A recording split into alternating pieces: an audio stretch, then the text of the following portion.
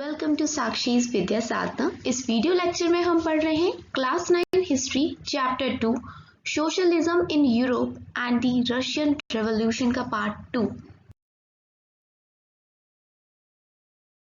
So the Russian revolution, ये जो revolution है ये कुछ वजहों से ही आती है। कहीं के भी लोग जो क्रांति करते हैं उसके पीछे काफी सारे फैक्टर्स होते हैं। यूरोप में एक भावना लोगों के अंदर आ रही थी सोशलिज्म की, है ना। और रशियन रेवोल्यूशन जैसा कि हमारे चैप्टर का नाम है और हम वही पढ़ रहे हैं। जो सिचुएशन है काफी रिवर्स होती जा रही थी यूरोप की बहुत सारी स्टेट्स के अंदर। रशिया में 1917 के अंदर एक अक्टूबर रेवोल्यूशन आती है और यहाँ पर जो सोशलिस्ट लोग थे ये सरकार बना लेते हैं और मोनार्की का फॉल हो चुका है 1917 में। अगर बात करें तो अक्टूबर में बहुत सारे इवेंट्स हुए और इन्हीं इवेंट्स को नॉर्मली रशियन रेवोल्यूशन कहा जाता है। लेकिन अभी आप सुन रहे होंगे, आपके कुछ समझ में नहीं आ रहा होगा कि अक्टूबर रेवोल्यूशन क्या है, रशियन रेवोल्यूशन क्या है, ये सब क्या बातें हो रही हैं, ऐसा क्या हुआ और हुआ ही क्यों। तो इस सब का आंसर देने के लिए हम इस पूरे वीडियो लेक्चर को सुनेंगे, समझेंगे कि क्यों ये रशियन रेवोल्यूशन हुआ और वो कौन से सोशल एंड पॉलिटिकल कंडीशंस थी रशिया के अंदर जिसकी वजह से ये रेवोल्यूशन हुआ था। सो स्टार्ट करते हैं, बैकग्राउंड समझते हैं। The Russian empire in 1914। तो 1914 में जो सार निकोलस सेकंड थे वो रशिया को रूल कर रहा था, पूरे एम्पायर को रूल कर रहा था। लेकिन आज के टाइम पे जो हम रशिया का मैप देखते हैं सिर्फ उतना सा ही रशिया का हिस्सा नहीं था। रशिया काफी बड़ा एम्पायर था उस टाइम पे। जैसे मॉस्को की टेरिटरी के अलावा आज के टाइम का Finland, Latvia, Lithuania, Estonia, parts of Poland, Ukraine, Belarus और तो और ये पैसिफिक तक गया था। आज के टाइम का जो सेंट्रल एशियन स्टेट्स हैं जैसे जॉर्जिया, आर्मेनिया, अजरबैजान, ये सारी जो कंट्रीज हैं आज अलग अलग है, लेकिन उस टाइम पे ये रशियन एम्पायर का हिस्सा हुआ करती थी। यहाँ जो लोग थे वो मेजोरिटी धर्म मानने वाले कौन से धर्म मानते थे? रशियन ऑर्थोडॉक्स क्रिश्चियनिटी को मानते थे। और ये रशियन ऑर्थोडॉक्स क्रिश्चियनिटी नाम का धर्म ग्रीक ऑर्थोडॉक्स चर्च से निकला था। बट ऐसा नहीं है कि सिर्फ यही लोग थे धर्म को मानने वाले, ये मेजोरिटी थे। लेकिन और भी धर्म थे जैसे कैथोलिक्स, प्रोटेस्टेंट्स। आपको भी पता होगा क्रिश्चियंस में भी दो ब्रांचेस हैं, कैथोलिक्स और प्रोटेस्टेंट के, तो वो भी थे। एंड मुस्लिम्स भी थे एंड बुद्धिस्ट भी थे यहाँ पर। तो ये सार निकोलस की फोटो है white hall of the winter palace के अंदर। सेंट पीटर्सबर्ग एक सिटी है रशिया की, वहां पर एक खड़े हैं और 1900 का ये फोटो है, पेंटेड बाय अर्नेस्ट लिपगार्ड। यहाँ पर आपको फिगर 4 के अंदर यूरोप का चेहरा दिखाया जा रहा है। यूरोप ऐसा दिखता था 1914 के अंदर, मैप में देखिए। और आपको क्या याद आ रहा है, 1914 में ही स्टार्ट हुआ था फर्स्ट वर्ल्ड वॉर। जी हाँ, और ये 1941 से लेके इकोनॉमी और सोसाइटी की अगर मैं बात करूं तो 20th सेंचुरी की स्टार्टिंग में जो रशिया की बड़ी आबादी थी वो एग्रीकल्चरिस्ट थी, ठीक है। करीबन 85% जो रशिया के एम्पायर मतलब पॉपुलेशन का हिस्सा था वो अपनी रोजगार एग्रीकल्चर से लाती थी। और ये प्रोपोर्शन दूसरी यूरोपियन कंट्रीज से अलग था। फॉर एग्जांपल देखो, अगर फ्रांस और जर्मनी की बात करें तो यहाँ 40% है पॉपुलेशन एग्रीकल्चरिस्ट है, लेकिन यहाँ 85% है, तो ज्यादा है। इसी वजह से जो रशिया है वो एक बहुत बड़ा एक्सपोर्टर भी था ग्रेन का। इंडस्ट्रीज की बात करें तो उस टाइम पे इतना ज्यादा नहीं हो पा रहा था, कुछ जगह पे ही इंडस्ट्रीज ज्यादा फल फूल रही थी जैसे सेंट पीटर्सबर्ग एंड मॉस्को। अब देखेंगे हम धीरे धीरे 1890s में फैक्ट्री सेटअप होने लगेंगी और यहाँ पर जो रशियन रेलवे है ये बड़ा होने लगेगा, फॉरेन इन्वेस्टमेंट आने लगेगा, तो इंडस्ट्रीज अब इंक्रीज होने लगेंगी, कोल प्रोडक्शन बढ़ने लगेगा, आयरन एंड स्टील प्रोडक्शन जो आउटपुट है वो अच्छा आने लगेगा। एंड फिर हम देखते हैं कि 1900 आते आते तो जो फैक्ट्री वर्कर्स थे और क्राफ्ट्समैन थे वो अब नंबर्स में ना इक्वल होने लगे हैं 1900 आते आते। यहाँ पर देखिए अब अनएम्प्लॉयमेंट हो रहा है पीजेंट में इन प्री वार से पहले हम देख रहे हैं कि किस प्रकार का अनएम्प्लॉयमेंट है। सेंट पीटर्सबर्ग की फोटो है। Many survive by eating a charitable kitchen and living in poor house.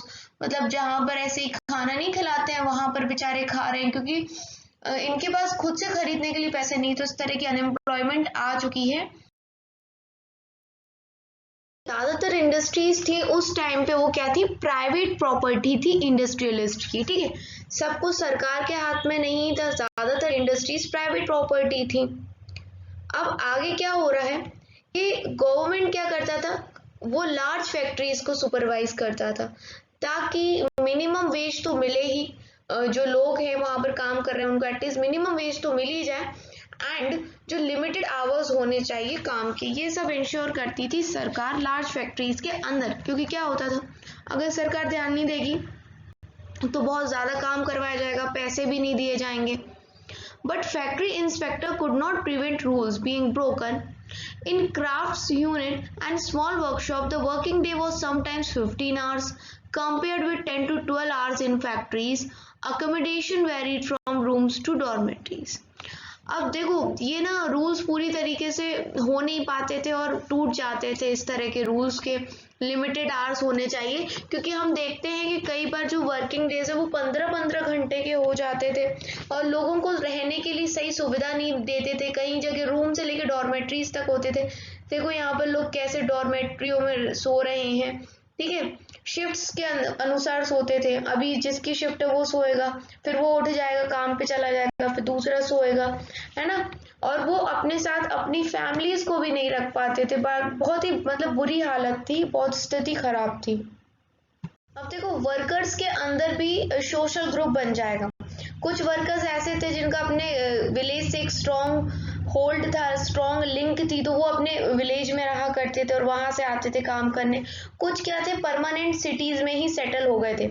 अब इन वर्कर्स के अंदर भी ना डिवाइड कर दिया था इनके स्किल के बेसिस पे। एक मेटल वर्कर जो स्टील सेंट पीटर्सबर्ग का है, वो अपने आप को सबसे ऊपर समझता था, ऊपर दर्जे का समझा जाता था एक मेटल वर्कर को। वो अपने आप को मेटल वर्कर्स या और वर्कर्स की तुलना में एरिस्टोक्रेट समझता था।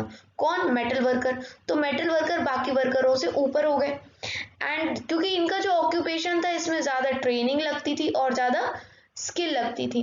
अगर फैक्ट्री लेबर की बात करें जाए तो औरतें भी 31% हिस्सा थी पूरी फैक्ट्री लेबर का। Force by 1914 but they were paid less than main. लेकिन इतना बड़ा हिस्सा होने पर भी आदमियों की तुलना पे कम वेजेस मिलती थी औरतों को। Division among workers showed themselves in dress and manners too. Some workers formed association to help members in times of unemployment और financial hardship, but such association were few. तो कुछ डिविजन्स भी बनाए गए थे वर्कर्स के अंदर। और ये डिविजन्स कैसे पता पड़ते थे, अलग अलग लोगों के कपड़ों से और रहन सहन के तरीके से पता पड़ जाते थे। अब वर्कर्स ने लोगों को हेल्प करने के लिए, मतलब अपने ही लोगों को हेल्प करने के लिए आपस में संगठन बना दिए, ताकि अनएम्प्लॉयमेंट के टाइम पे या फाइनेंशियल कोई प्रॉब्लम हो उस टाइम पे ये एक दूसरे की मदद कर सकें। बट ऐसे संगठन काफी कम थे। वर्कर्स के अंदर हम देख रहे हैं कि काफ़ी सारे डिविजन्स हैं, लेकिन इन सब डिवीजन के बावजूद जब भी बात आती थी कि उन वर्कर्स के साथ कुछ गलत किया जा रहा है, उनको सही वर्किंग कंडीशंस नहीं दी जा रही हैं, तो सारे अलग अलग ग्रुप के वर्कर्स यूनाइट कर जाते थे एंड स्ट्राइक करते थे वर्क पे, है ना। क्या मतलब, वर्क नहीं करेंगे, स्ट्राइक कर देते थे। एंड इस तरह की स्ट्राइक्स टेक्सटाइल इंडस्ट्री में देखी गई थी 1896 से लेके 1897 के बीच में। मेटल इंडस्ट्री में देखी गई थी 1902 के लगभग। साइड की बात करें, मतलब थोड़ा शहर से दूर बात करें, तो यहाँ पर जो पीजेंट्स होते थे वो कल्टीवेट करते थे ज्यादातर लैंड को। और ये जो लैंड होता था, ये होता किसका था, क्राउन का, नोबिलिटी का, ऑर्थोडॉक्स चर्च के लोगों का, है ना। उनका ये जमीन होता था, इसको कल्टीवेट पीजेंट्स करते थे। और वर्कर्स की तरह पीजेंट्स भी डिवाइडेड थे।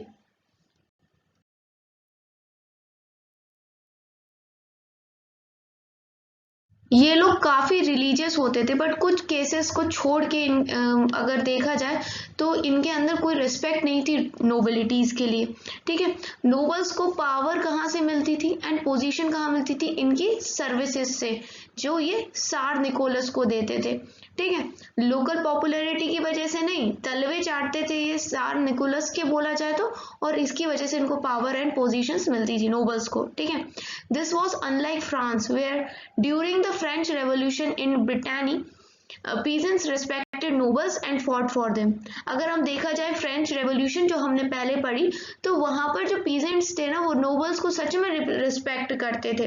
लेकिन रशिया के अंदर क्या था, peasant wanted the land of the nobles to be given to them. Peasants क्या चाहते थे रशिया में कि ये जमीन जो नोबल्स के पास है ये भी उनको दे देनी चाहिए। ठीक है, अभी क्या है कि जमीन किसी का है और वो बस उस पर काम कर रहे हैं। फ्रीक्वेंटली दे रिफ्यूज टू पे rent and even murdered landlords. और धीरे धीरे हम देखते हैं कि अब वो रेंट देने से, क्योंकि देखो नोबल्स की जमीन है तो इस जमीन पे काम कौन कर रहा है, पीजेंट। तो पीजेंट को रेंट देना पड़ेगा नोबल्स को, रशिया की बात चल रही है, तो अब वो रेंट देने से मना कर देंगे और जो ये लैंडलॉर्ड है इनका मर्डर भी हो जाएगा। 1902 में हम देखेंगे कि ये सारी मामले बहुत ज्यादा बड़े स्केल पे होने लग गए थे साउथ रशिया के अंदर। एंड इन 1905 ये जो इंसिडेंट थे पूरे रशिया में होने लग गए थे। And Russian peasants were different from other country. European peasants in another way, they pooled their lands together periodically and commune divided it according to the needs of individual families।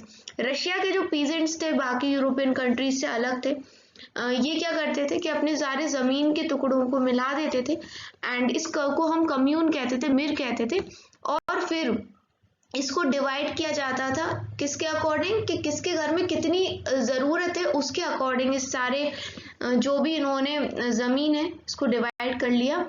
और इसको divide किस प्रकार से किया, जिसके घर में जितनी ज़रूरत है उसको उतनी ज़्यादा ज़मीन दे दी जाएगी। इस प्रकार से डिवीजन का काम किया जाता था। तो अब देखेंगे सोशलिज्म इन रशिया। 1914 से पहले जितनी भी पॉलिटिकल पार्टीज होती थी रशिया के अंदर उनको इलीगल माना जाता था, मतलब गैर कानूनी।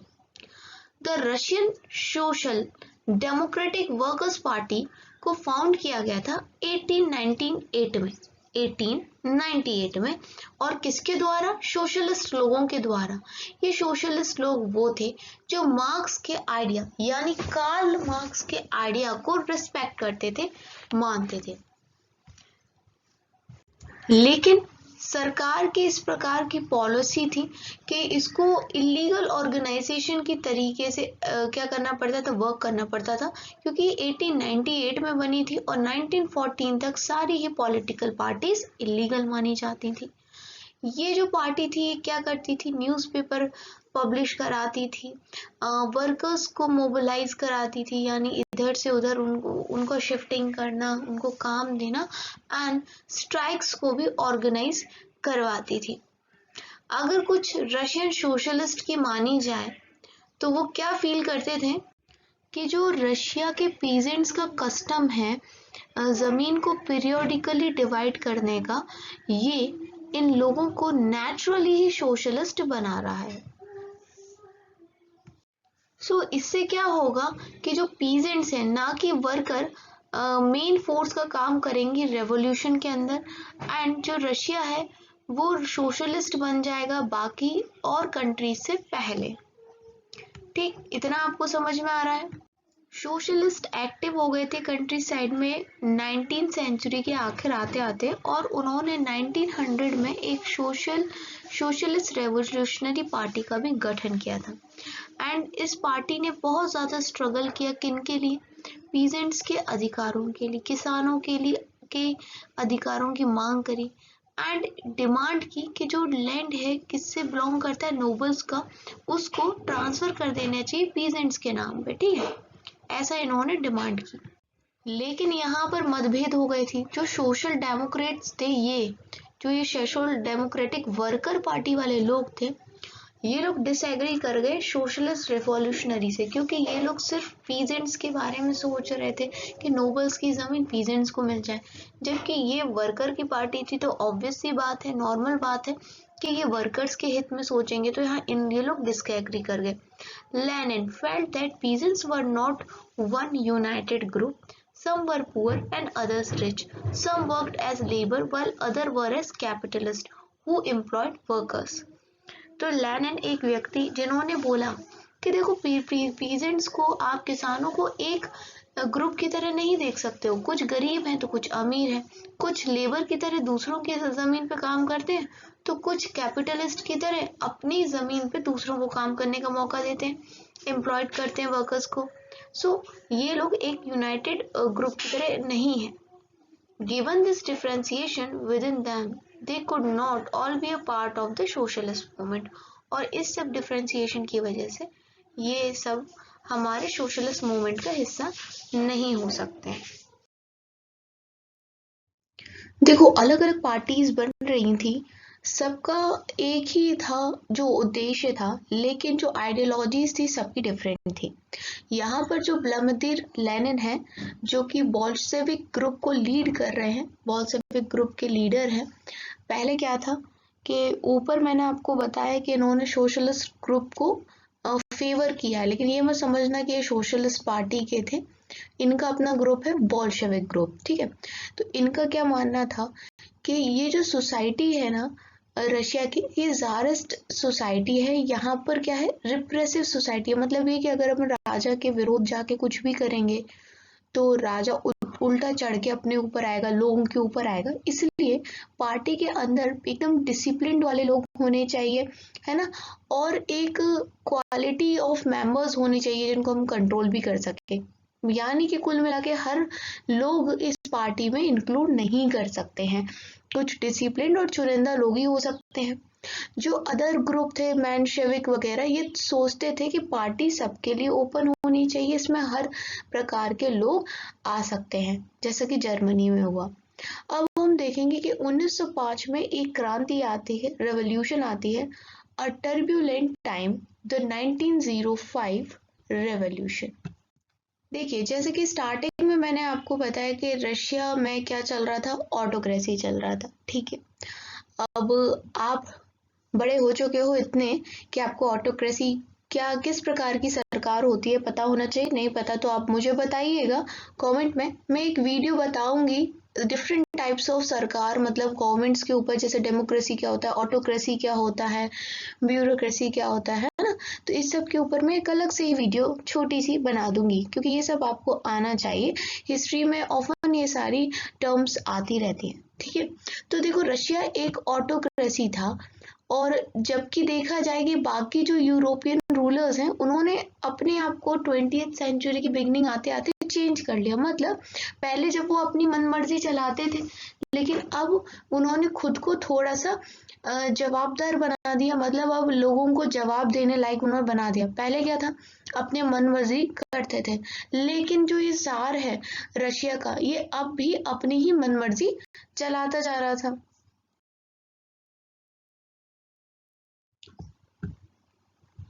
अब आप सोच रहे होंगे कि क्या उस टाइम पे जार के, उस टाइम पे 20th सेंचुरी में पार्लियामेंट था। तो हाँ पार्लियामेंट था, बट वो बस नाम का था, उसमें जार के अपने लोग बैठे थे।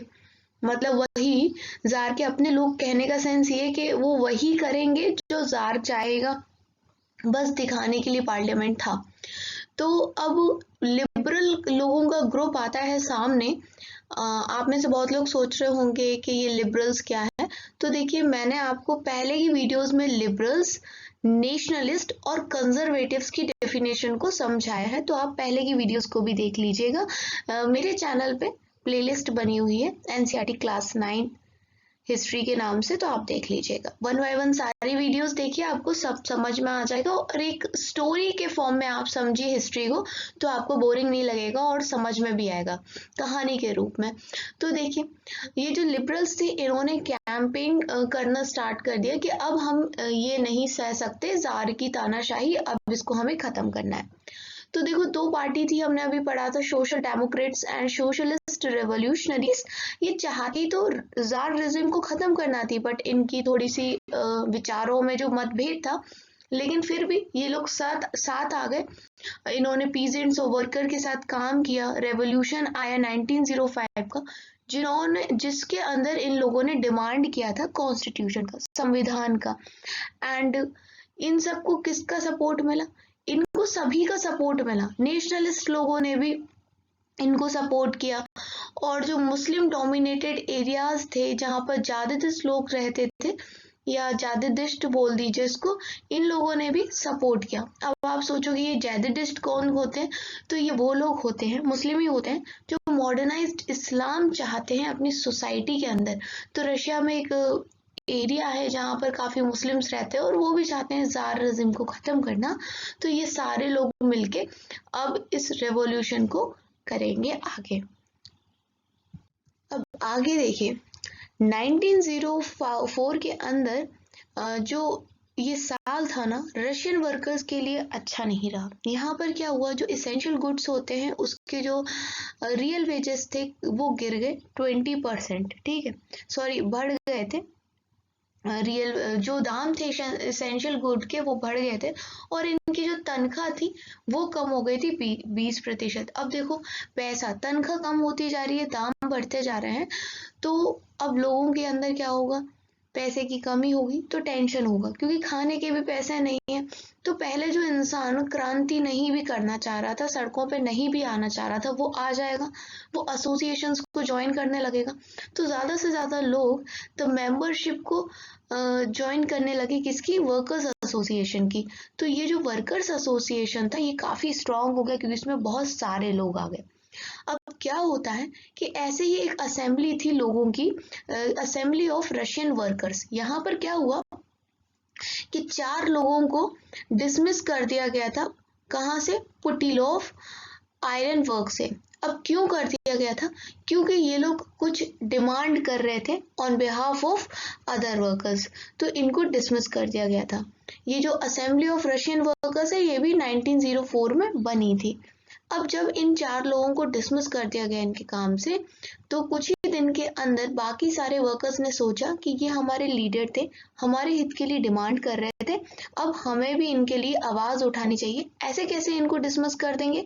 तो करीबन 1,10,000 लोग स्ट्राइक पे चले गए सेंट पीटर्सबर्ग के अंदर, और इन्होंने क्या डिमांड करी कि आप लोग जो हमसे 24 घंटे, 12 घंटे, 15 घंटे काम कराते हो, इस पे लिमिट लगाओ, 8 घंटे से ज़्यादा हम काम नहीं करेंगे, हमारी तनख्वाह बढ़ाओ, और जिस माहौल में आप हमसे काम करवाते हो गलत सलत से में, हमारी वर्किंग कंडीशन को आप इम्प्रूव करो। ये सारी डिमांड की। देखिए ये जो प्रोसेशन था वर्कर्स का, इसको लीड कर रहे थे फादर गैबॉन। ये लोग कहाँ पहुंच गए, अपने सारे लोगों के साथ विंटर पैलेस, और यहाँ पर इन पे अटैक किया गया पुलिस के द्वारा, जिसमें 100 वर्कर्स की जान चली गई, 300 घायल हो गए। ये जो इंसिडेंट था काफी भयानक था, इसको ब्लडी संडे नाम दिया गया, और यहाँ से शुरुआत होती है सीरीज ऑफ इवेंट की, जो कि 1905 रेवोल्यूशन कहलाता है, ठीक है। अब ये सब देखते हुए पूरी कंट्री में, पूरे रशिया में स्ट्राइक्स हो गए, यूनिवर्सिटीज बंद हो गई, जो स्टूडेंट बॉडीज थी वो आगे कंप्लेन करने लग गई about lack of civil liberties, ठीक है। लॉयर्स, डॉक्टर, इंजीनियर्स, दूसरे मिडिल क्लास वर्कर्स सारे एक साथ आ गए इकट्ठे, और डिमांड करने लगे कॉन्स्टिट्यूएंट असेंबली की। ये सब देख के थोड़ा जार डर गया होगा, सोच रहा होगा कि सारे एक तरफा है, मैं अकेला रह गया, तो चलो इनको कुछ मैं अलाउ कर देता हूँ। तो 1905 के रेवोल्यूशन के दौरान जार ने अलाउ कर दिया कि आप बना लीजिए अपनी इलेक्टेड कंसल्टेटिव पार्लियामेंट, इसको ही ड्यूमा बोला जा रहा है, ठीक है, संसद भवन हम कहते हैं, ये लोग ड्यूमा बोल रहे हैं, एक ही चीज है। अब देखो ये सारा जो हो रहा था, रेवोल्यूशन आ रहा था, इस रेवोल्यूशन को यहाँ तक पहुंचाने में कहीं ना कहीं बड़ी बड़ी ट्रेड यूनियन और फैक्ट्री कमेटीज का हाथ था, ठीक है। जार कभी भी नहीं चाहता था कि इनको हम पावर दें। तो 1905 के बाद इसने ज़्यादातर जो कमिटीज थी इनको डिक्लेयर कर दिया इलीगल, ठीक है, बहुत सारे रेस्ट्रिक्शन लगा दिए पॉलिटिकल एक्टिविटी पे। जार ने डिसमिस कर दिया जो पहले ड्यूमा बनाया था इसने लोगों को खुश करने के लिए और रेवोल्यूशन को रोकने के लिए, जो ड्यूमा बनाया था, पार्लियामेंट बनाया था, उसको 75 डेज के अंदर अंदर खत्म कर दिया। फिर दूसरा उसने री इलेक्ट किया है ना, 3 महीने के अंदर, वो ऐसे ही तीसरा उसने ड्यूमा बना लिया और आखिरकार उसने ड्यूमा में वैसे लोगों को रखा जो उसके अपने लोग थे, ठीक है, क्योंकि वो कोई भी क्वेश्चन नहीं चाहता था अथॉरिटी से, एंड वो नहीं चाहता था कि उसकी पावर में कोई भी रिडक्शन हो, कमी आए। And he changed the voting laws and packed the third Duma with conservative politicians. Liberals and revolutionaries were kept out. तो उसने क्या किया कि जो तीसरा ड्यूमा बनाया उसमें कौन थी, कंजर्वेटिव पॉलिटिशियंस थे, उसके अपने लोग थे, और इससे उसने लिबरल्स और रेवोल्यूशनरीज लोगों को अलग रखा क्योंकि वो इनको पावर देना ही नहीं चाहता था। आपको बात समझ में आ रही होगी। लेकिन कब तक वो किसी भी जगह के लोगों को आप कब तक दबा सकते हो? चाहे आप फ्रांस का देख लो, इंडिया में ही देख लो, देखो ब्रिटिश लोगों ने हम पे बहुत राज किया, लेकिन क्या हुआ, उनका भी वो हुआ ना। कभी भी ऐसा हो ही नहीं सकता कि किसी भी कंट्री पे लगातार ये तानाशाही या फिर किसी को भी आप कॉलोनी बना के रखो। कभी ना कभी तो लोग एकजुट आते हैं, क्रांतियां होती हैं और इन द एंड खात्मा हो जाता है। तो वैसे ही ज़ार निकोलस का भी ये चलने वाला नहीं था और इसकी शुरुआत होगी फर्स्ट वर्ल्ड वार से। सो अब हम पढ़ते हैं the first world war and the Russian empire. देखिए 1914 के अंदर आपको पता है पहला फर्स्ट वर्ल्ड वॉर होता है अपना, जो कि 1918 तक चलता है। तो ये वार ब्रोक आउट हो गया दो यूरोपियन अलायंसेस के बीच में, ठीक है। कई कई कंट्रीज थी, एक साइड पे थे जर्मनी, ऑस्ट्रिया और टर्की, इसको सेंट्रल पावर कहा गया है, और दूसरी तरफ थी फ्रांस, ब्रिटेन और रशिया, और बाद में इटली और रोमानिया भी आ गए थे, ठीक है। दूसरी तरफ ये थे। तो इस वार में जितनी भी कंट्रीज थी उनकी अपनी क्या थी, ग्लोबल एम्पायर थी। मतलब ब्रिटेन आप देख रहे थे, फ्रांस देख रहे थे, तो उन्होंने पूरे विश्व में अपनी कॉलोनीज बना रखी थी। ब्रिटेन ने भी तो इंडिया को अपनी कॉलोनी बना रखा था, ठीक। अब ये जो लड़ाई थी, युद्ध था, ये सिर्फ यूरोप में नहीं था, यूरोप के बाहर भी चल रहा था, एंड इसी को हम फर्स्ट वर्ल्ड वार कह रहे हैं। रशिया के अंदर बोला जाए तो ये जो लड़ाई थी ये काफी पॉपुलर थी, और यहाँ पर लोग सपोर्ट कर रहे थे ज़ार निकोलस का, क्योंकि वो जर्मनी के खिलाफ युद्ध लड़ रहे थे, ठीक है। एंड जैसे जैसे ये लड़ाई आगे चली तो ज़ार ने रिफ्यूज कर दिया किससे कंसल्ट करने में, अपनी मेन पार्टी से जो कि ड्यूमा के अंदर थी। ड्यूमा आपको याद है, पार्लियामेंट। तो रिफ्यूज कर दिया कि हम कंसल्ट नहीं करेंगे ज़ार। अब ये बात ड्यूमा के लोगों को अच्छी नहीं लग रही थी कि हम क्या पागल हैं जो पार्लियामेंट में बैठे हैं, हमसे क्यों नहीं कंसल्ट किया जा रहा है, इतना बड़ा लड़ाई लड़नी है हमें जर्मन के खिलाफ। अब क्या हो रहा है, ये चीज़ें लोगों को बुरी लग रही थी, और जो सपोर्ट हो रहा था जार के लिए वो भी कम हो रहा था। एंटी जर्मन सेंटिमेंट्स लोगों के काफ़ी हाई थे। यहाँ पर क्या होता है, ये जो जार होता है ये क्या करता है, रीनेम करता है सेंट पीटर्सबर्ग को, क्योंकि सेंट पीटर्सबर्ग एक जर्मन नाम था, तो इसको पेट्रोगार्ड के नाम से चेंज कर देता, रीनेम कर देता है, ठीक है। अब इनकी जो पत्नी थी जार की, वो जारीना, ये अलेक्जेंड्रा, ये जर्मन ओरिजिन की थी। एंड पुअर एडवाइजर्स, स्पेशली यहाँ पर एक प्रीस्ट टाइप का था, मॉन्क साधु टाइप का एक इंसान था इनके इनके साथ, रासपुतिन। ये भी क्या थे, उसी जगह को बिलोंग करते थे, थोड़ा सा इनके मतलब संबंध थे जर्मनी से। और अलेक्जेंड्रा, सारिना अलेक्जेंड्रा, ये भी तो जर्मनी मतलब जर्मन ओरिजिन की थी। तो इन्होंने क्या करा, इनकी वजह से जो ऑटोक्रेसी थी सार की वो अनपॉपुलर हो गई, क्योंकि लोगों को क्या लगता था कि ये लोग समर्थन कर रहे हैं जर्मनी का, रासपुतिन और जारीना अलेक्जेंड्रा, इनकी पत्नी जार की, और एडवाइजर या बोल लो मॉन्क रासपुतिन, क्योंकि ये लोग जर्मन ओरिजिन के थे।